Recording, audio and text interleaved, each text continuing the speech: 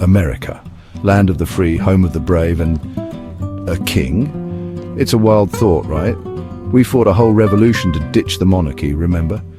But stick with me, let's take a trip down what-if lane. Imagine if, instead of electing a president every 4 years, we had a king or queen ruling the USA.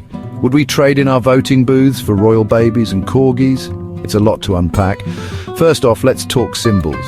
Forget the bald eagle, we're all about lions and crowns now. The White House?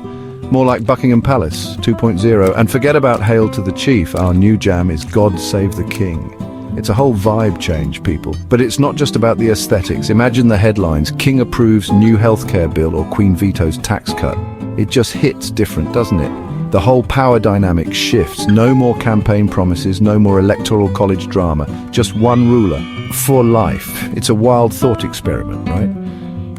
But it makes you think, how much of our national identity is tied to the presidency, and what would it really mean to live in a kingdom instead of a republic? Okay, so we've got a king. Now what? Well, the whole government structure gets a royal makeover. Congress, you're still around, but now they're like the King's Advisory Board. The Supreme Court, more like the Royal Court, making sure everyone plays by the King's rules. Power dynamics get really interesting. Does the king have absolute power, or is it a constitutional monarchy like in the UK?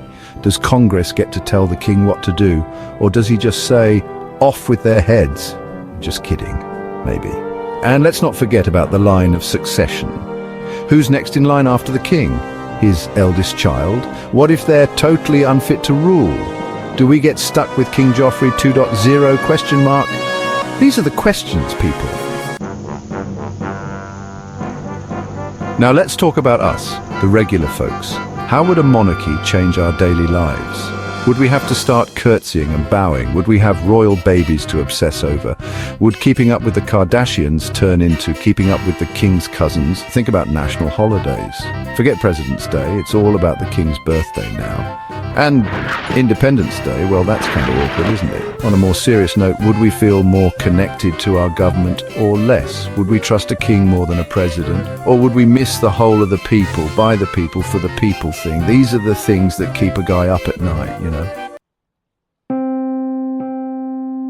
Let's be real, the USA with a king sounds like an alternate reality episode of The Crown Meets House of Cards.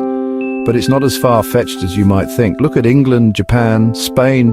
They've all got monarchies and they seem to be doing just fine, well, mostly. But then again, America has always been about defying expectations, about forging our own path. So maybe, just maybe, the idea of a king is a little too old world for us. We like our leaders, like we like our coffee strong, elected, and with term limits. So, would the USA be better off with a king? Honestly, who knows? It's a fun thought experiment, but in the end, I think I'll stick with my right to vote. Thanks very much. After all, who wants to live in a world where one person gets to decide everything? Unless they're buying unlimited burgers for everyone, then maybe we can talk.